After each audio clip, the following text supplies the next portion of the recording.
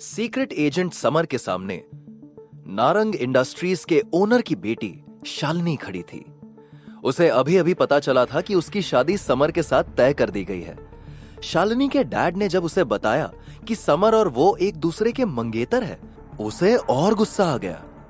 Never dad, I will die, लेकिन मैं इससे शादी नहीं करूंगी। समर की तरफ इशारा करते हुए वो बोली, जरा इसकी तरफ देखिए, ना पहनने का ढंग, ना बातें करने का। मैं इससे शादी कैसे कर सकती हूं? This is impossible dad. Ajay Narang उसे समझाने की कोशिश कर रहे थे, पर शालिनी ने उन्हें बोलने का मौका ही नहीं दिया और वहां से जाने लगी। लेकिन रास्ते में समर को देख वो उस पर भड़कते हुए बोली, मेरे रास्ते से हटो। समर ने प्यार से अपनी चमकती आंखों से उसकी तरफ देखा और बोला, तुम्हारे जैसी लड़की से शादी तो मैं भी नहीं करना चाहता। मैं अभी अभी रिटायर होकर आया हूं और सुकून से खूबसूरत और समझदार लड़की के साथ लाइफ बिताना चाहता हूं। तुम्हारे में तो कुछ खास भी नहीं है। उसकी बातों से शालिनी और ज्यादा चिढ़ गई, क्योंकि वो अपने आप को परफेक्ट रखने के लिए हर मुमकिन कोशिश करती थी। लेकिन समर ने एक झटके में उसका गुरूर खत्म कर दिया। वो उसे ब्लडी इडियट कहते हुए चिल्लाकर वहां से निकल गई। समर को उसे चिढ़ाने में मजा आने लगा था। उसका बिगड़ा हुआ चेहरा देख वो मुस्कुरा रहा था, लेकिन सुनीता शालिनी से अग्री कर रही थी। उसने धमकी भरी नजरों से समर की तरफ देखा और फिर शालिनी को संभालने के लिए उसके पीछे चली गई। उनके जाने के बाद अजय नारंग ने समर से कहा, I know my daughter very well, उसे थोड़ा वक्त दो, वो समझ जाएगी। समर फुल कॉन्फिडेंस से बोला, अंकल आई अंडरस्टैंड। वैसे भी मेरे ग्रैंडफादर ने मुझे धमकी दी है, अगर मैं आपकी बेटी से शादी किए बगैर घर वापस गया तो वो मुझे घर से बेदखल कर देंगे। इसलिए मैं यहाँ पर हूँ, बाकी आप खुद समझदार है। अगर आपकी बेटी शादी नहीं करना चाहती है तो कोई बात नहीं, आप मेरे दादाजी से बात कर लीजिए, मैं वापस घर लौट जाऊंगा। मिस्टर नारंग ने समर के कंधे पर फ्रेंडली हाथ रखते हुए कहा, summer, this marriage contract is not casual. इसे तोड़ना आसान होता तो शायद यह कॉन्ट्रैक्ट अब तक होता ही नहीं और तुम भी यहाँ नहीं होते। समर काफी ध्यान से अजय नारंग की बात सुन रहा था। अजय नारंग मुस्कुराए और बोले, लेकिन तुम्हें यहां से वापस जाने की जरूरत नहीं है। जब तक तुम दोनों एक दूसरे को समझ नहीं लेते तब तक तुम मुंबई में रुक सकते हो।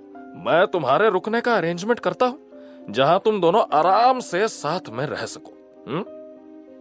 समर के पास भी दूसरा ऑप्शन नहीं था। अगले ही पल अजय नारंग ने कहा, और वैसे भी मुझे तुम्हारी एक हेल्प चाहिए। समर ने कहा, sure uncle, what is it? ये हमारी कंपनी से रिलेटेड है। अजय नारंग ने हल्की सी सांस ली और आगे बोले, मैं अपनी कंपनी का चेयरमैन हूं, लेकिन मेरे हाथ में भी कंपनी का पूरा कंट्रोल नहीं है।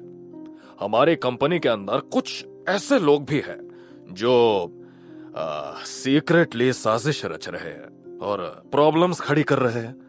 मुझे तुम्हारी हेल्प चाहिए। कुछ देर पहले शालिनी को छेड़ने वाला समर अजय नारंग के सामने ठीक ऐसे खड़ा था जैसे कोई ऑफिसर हो। मिस्टर नारंग ने अपनी बात जारी रखी, शालिनी कंपनी मैनेजमेंट के मामले में बहुत ज्यादा टैलेंटेड है, लेकिन पुराने शेयर होल्डर्स से निपटना उसके लिए भी आसान नहीं है। समर, तुम मुझे कुछ अलग लगे। मुझे पता है कि तुम्हें इन सब से रिलेटेड किसी भी बात का एक्सपीरियंस नहीं है, यहां तक कि पिछले कुछ सालों में तुमने वो काम किया है जो किसी भी आम आदमी के लिए करना इम्पॉसिबल है। लेकिन अगर तुमने हमारी हेल्प की तो मेरी बहुत बड़ी मुश्किल आसान हो जाएगी। मिस्टर नारंग के चेहरे को देख समर के चेहरे पर समझदारी भरी स्माइल आ गई। उसने कहा, डोंट वरी, मुझे कोई प्रॉब्लम नहीं है। समर के चेहरे के भाव बता रहे थे वो अच्छी तरह से जानता था कि अजय नारंग उसे कंपनी में क्यों रखना चाहते थे, लेकिन उसने बिल्कुल भी रिएक्ट नहीं किया। एक्चुअली समर की फैमिली का नारंग कंपनी के साथ 10% का शेयर था। मिस्टर अजय नारंग अच्छी तरह से जानते थे कि अगर समर अपनी फैमिली के साथ आ जाता है तो उनके पास सब मिलाकर 50% शेयर आ जाएंगे और उसके बाद उनकी कंपनी में पोजीशन स्ट्रांग हो जाएगी। हालांकि समर ने इस पर ज्यादा रिएक्ट नहीं किया था, इसलिए मिस्टर नारंग उसकी तरफ से सैटिस्फाइड थे और अब काफी एक्साइटेड भी लग रहे थे। उन्होंने जिम से बाहर की तरफ जाते हुए कहा, ठीक है समर, मैं जल्दी से सारे अरेंजमेंट करवाता हूँ। ताकि तुम कल से ही कंपनी को ज्वाइन कर सको। कल से ही?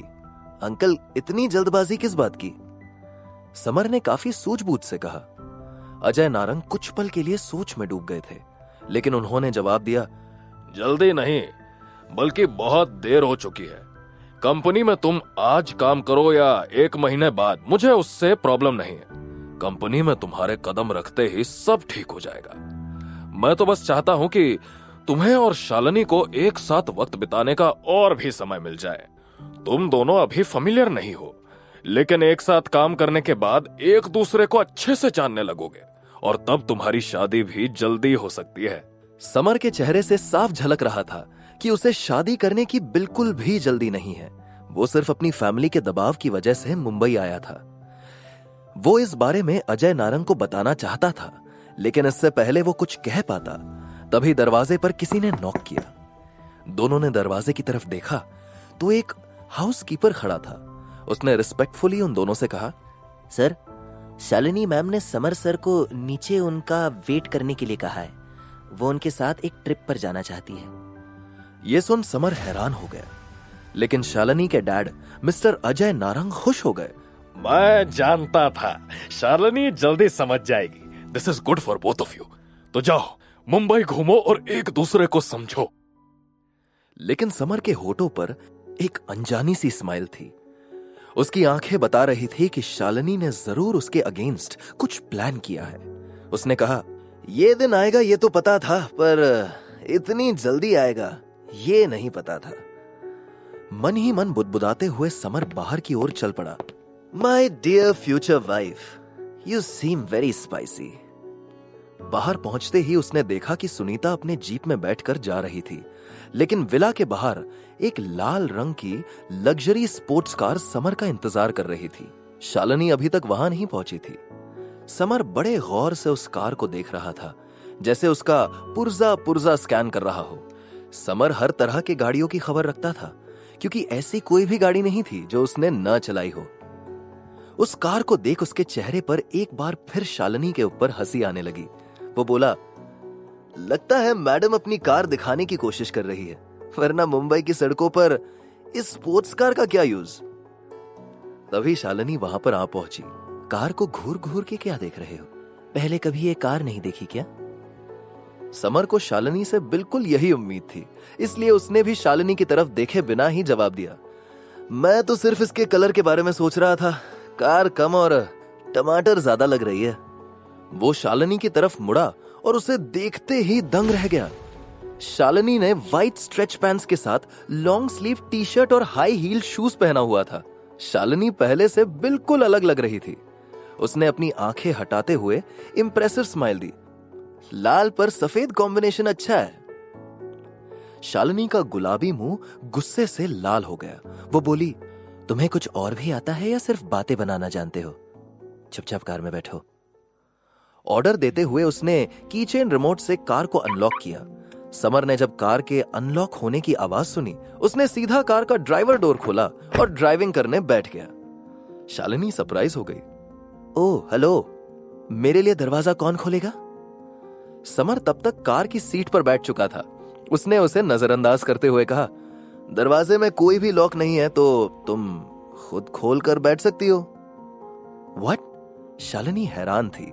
उसे बिल्कुल भी उम्मीद नहीं थी कि समर उसे इस तरह से नजरअंदाज करेगा, क्योंकि आज से पहले किसी भी लड़के ने उसे इग्नोर करने की भूल नहीं की थी, बल्कि हर कोई उसे इंप्रेस करने और उसकी एक झलक पाने के लिए भी मरता था।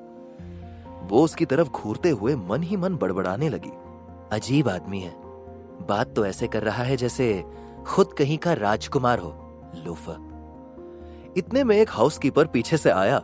उसने शालिनी के लिए कार के दूसरे साइड का डोर खोला और शालिनी बगल वाली सीट पर बैठ गई। जैसे ही कार का दरवाजा बंद हुआ, समर ने उसकी तरफ देखकर एक चुलबुली स्माइल देते हुए पूछा, सो मिस फ्यूचर वाइफ, कहां ले जा रही हो मुझे?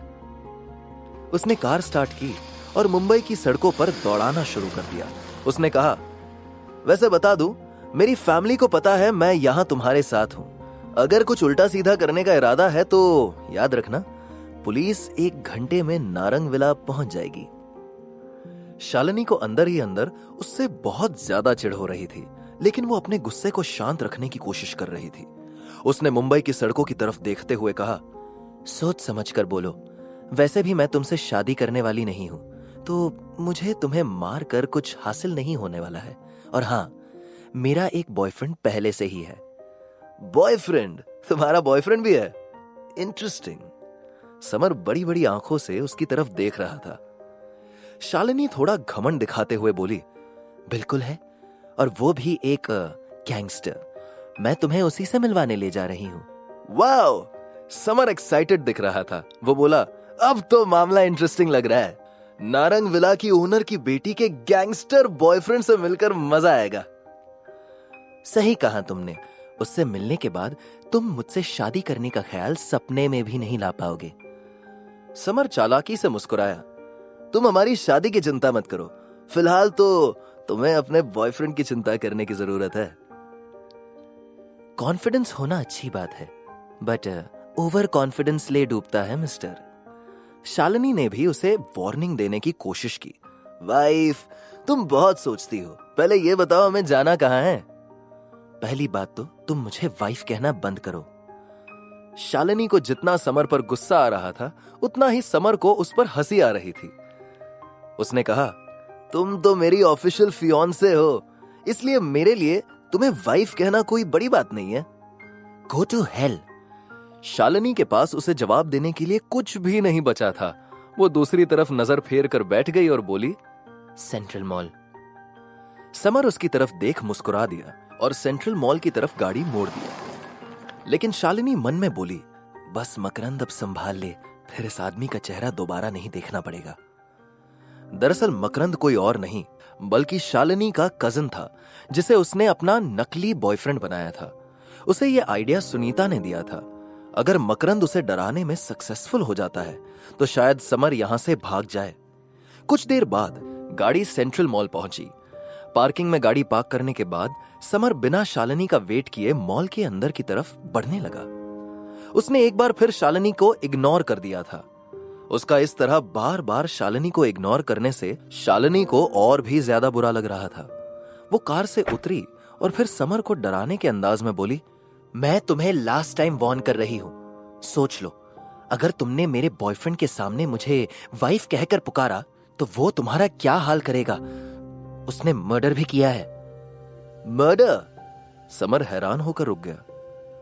उसके एक्सप्रेशन देख शालिनी को एहसास हुआ जैसे समर उसकी बातों से डर रहा था।